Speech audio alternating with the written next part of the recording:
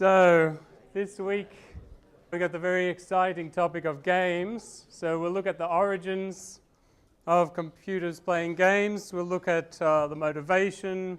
We'll look at minimax search, how to adapt minimax search to resource limits and heuristic evaluation. We'll look at alpha-beta pruning, which is a way of speeding up minimax search. And then we'll look at a few specific games in detail. So we'll look at deterministic games, and then stochastic games, and partially observable games, and finally games that are continuous and embodied, like snooker or pool. So some of you may be surprised to know that the very first chess-playing machine was exhibited as far back as 1769. It was designed by Wolfgang von Kempelen, who was the chief engineer in the court of Maria Theresa of Austria, who's probably best known to us as the mother of Marie Antoinette, who got killed in the French Revolution. And the story is that a visiting magician came and put on a show, and everyone else was impressed, but von Kempelen was decidedly unimpressed, and he declared that if he had 6 months to prepare, he could put on a much better show. So Maria Theresa took him up on the challenge, and he went into his workshop and was banging away for 6 months, and then when the day came, a crowd assembled, and he wheeled out this device. And so what happened was, first of all, the doors would be opened, and the audience was invited to peer inside, and they could see some pulleys and levers and wheels and mechanical stuff. And then those doors would be closed, and the thing would be turned around, and the back doors would be opened, and they'd be able to have a look from the back, and then it would be turned around again. And then a good chess player from the audience would be invited to come up and sit on this side, and on the other side sat this mannequin in Turkish dress, smoking a pipe, and the human would make their move, and the mannequin would think for a while, and then this arm of the mannequin would come down and pick up a piece and move it, and the game would progress like this, and most of the time the mannequin won, or at least put up a very good fight, even if it was against some of the best chess players. And this became a huge success. It was so successful that von Kempelen was a bit embarrassed about it and tried to pack it up and hide it away in his workshop because he wanted to be known for his other more serious inventions.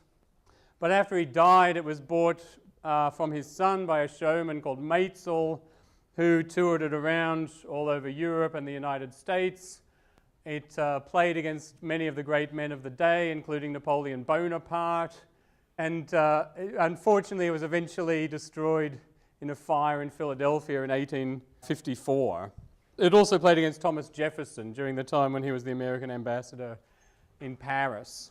Now, obviously, this was just a trick, right? So some human operator was hiding inside, and when rumors started to get out about this, some people thought that it was a midget that was hiding in the machine, and in fact there was a romantic novel written in the early 20th century, and in the novel the operator was actually a Polish resistance fighter by the name of Vorowski, who had lost his legs while fighting against the Russians in Vilnius, and he was using this machine as a means of evading the Russian Secret Service as he traveled around and caused mischief.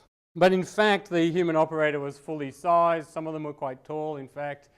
And he would just move into different positions when the front doors were open and the back doors were opened. I really love this image, but in my opinion, I think it's very unlikely that the person inside the machine really wore a double-breasted suit and a powdered wig. I think if it was me in there, I'd be wearing boxer shorts and a t-shirt. But that's just me. Now, how else did this work? Well, you can see the operator had his own chessboard, and he would mimic the position above on his own chessboard, and when he wanted to make his move, he used an elaborate series of levers that was designed so that the arm of the mannequin would exactly mimic his movements. And Thomas Jefferson actually built a very similar machine later on when he was president that allowed him to keep copies of all his letters. So just one more thing, like how do you think the operator knew what move was being made in the board above? Sorry? Someone probably announced it. Someone announced it. Yeah, someone may have announced it. Sorry? Magnets, that's right. Magnets, exactly. So every piece had a metal ring in the base, and every square on the board had a little magnet underneath it on a spring. So when a piece was placed on a square, the magnet would go up, and when there was no piece there, the magnet would hang down. And when a piece was lifted off, the magnet would fall down and actually jiggle for a few seconds. So the operator got a clue about which piece was moved. And the other thing is, you'll notice there's candles here. The operator used the candles to light up his board. And that's the reason the Turk smoked a pipe, is because the smoke from the pipe masked the fact that there was also a bit of smoke coming up from the machine. And that's what really brings the whole thing home to you. You know, how ridiculous this was. These guys were pretending that they had a chess-playing machine, and yet in reality they didn't even have an electric light bulb. You know, that's how primitive their technology was. Okay, so obviously this was just a trick, but it did inspire. The important thing about it is that it inspired others. It developed a whole new genre of magic tricks, which we call hidden box magic tricks. It inspired mystery writers like Edgar Allan Poe, and more importantly, it inspired an 8-year-old boy in London whose name was Charles Babbage. He saw the Turk on display in London, and he became obsessed with it, really. He became fascinated by this, and he kept this idea in his mind when he grew up. Is it really possible to build a machine that would play chess or do other computations? And he started to design computers. He designed an analytical engine and a difference engine, both of which were fully mechanical. They didn't require electronics.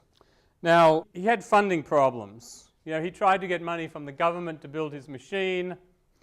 The Prime Minister at the time was a guy called Robert Peel. He wasn't very keen on the idea.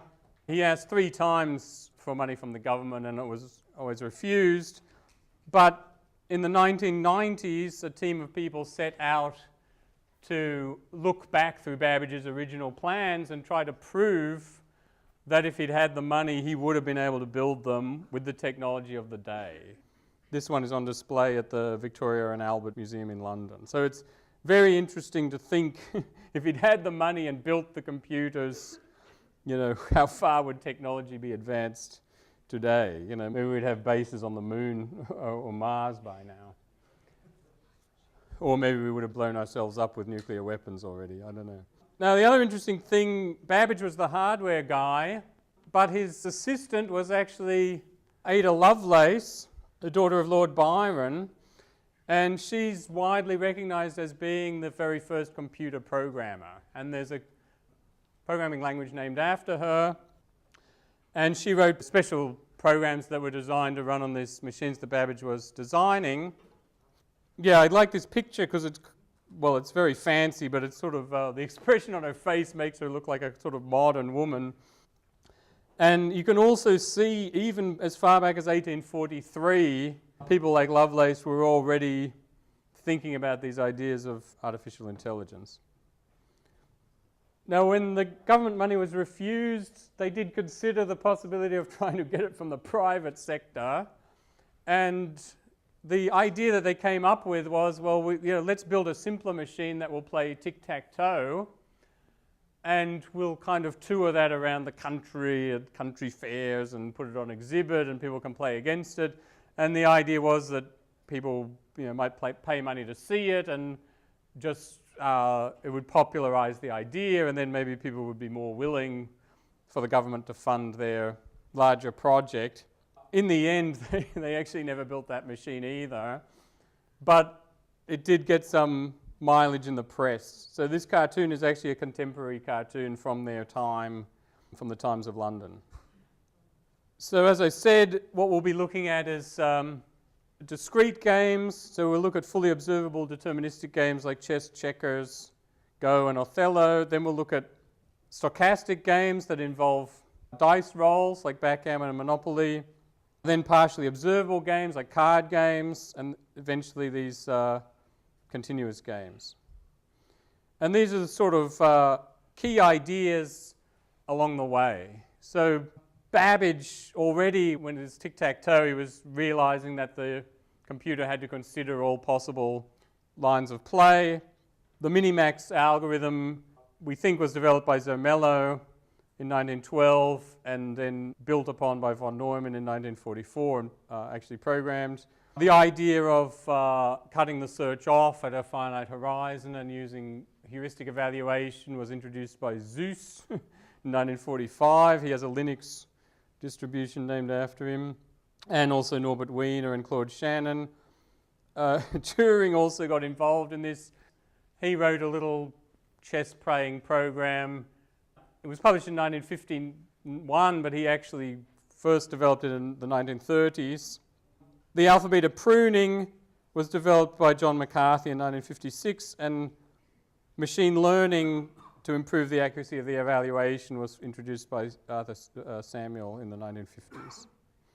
Okay, so why is it important to study games? What's interesting about games? Well, your opponent is unpredictable. So if you think about the path search problems that we looked at in the previous 2 weeks, like Rubik's Cube, yes, they are very complicated in their own way, but if you're solving Rubik's Cube, it's only you're a single agent. You can do whatever moves you want, and you don't have somebody else trying to stuff you up, unless you've got a 3-year-old sister who's always grabbing it from you and doing silly moves, but normally not.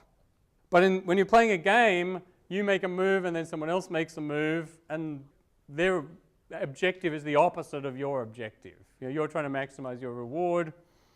If it's a zero-sum game, they're trying to minimize your reward. So what we need is not just a sequence of actions, but actually a strategy so that we're able to respond to any move by the opponent. The other thing we have is time limits. So you've only got a limited amount of time to make your move. In lightning chess, they limit you to 2 seconds for each move. In normal chess tournaments, you have a chess clock and you can aggregate a certain number of moves, but ultimately you've got to portion out your time. So that introduces this trade-off between how fast you can compute something and the accuracy of what you decide. And for these reasons, games have always been a key driver in new techniques, both in artificial intelligence certainly, but in computer science in general. So you think about how video games have been a driver for graphics, for example. Now, I strongly recommend you go and have a look at Samuel's classic checkers program from the 1959 from IBM. There's a bit of an echo here from Babbage and Lovelace. So originally he wanted to work on chess. But he realized that to build a machine big enough to play chess in the 1950s would cost an enormous amount of money. So he thought, well, let's work on checkers first. Checkers is a simpler game, it's sort of a child's game. And he thought that he would be able to beat the human champion at checkers and get publicity from that. And then maybe that would enable him to get enough government money to build his larger machine. Now, in the end, the game turned out to be harder than he thought. He did defeat, the champion of Louisiana or something like that. But it wasn't until 1994 that the human checkers player actually finally got beaten. But he did produce a very strong player. But more interesting, reading this paper gives you a very, very good idea of the way a challenge like this can drive forward technology in computer science. He needed a fast way to look things up, so he invented hash tables. Maybe that's overstating it a bit, but some form of hash tables. He needed to be able to store more information than the size of his computer memory, so he invented methods of data compression. So you read through his paper and you see there's actually the beginnings of whole fields of computer science in this paper, and also he introduced parameter tuning with machine learning. That's a fascinating paper.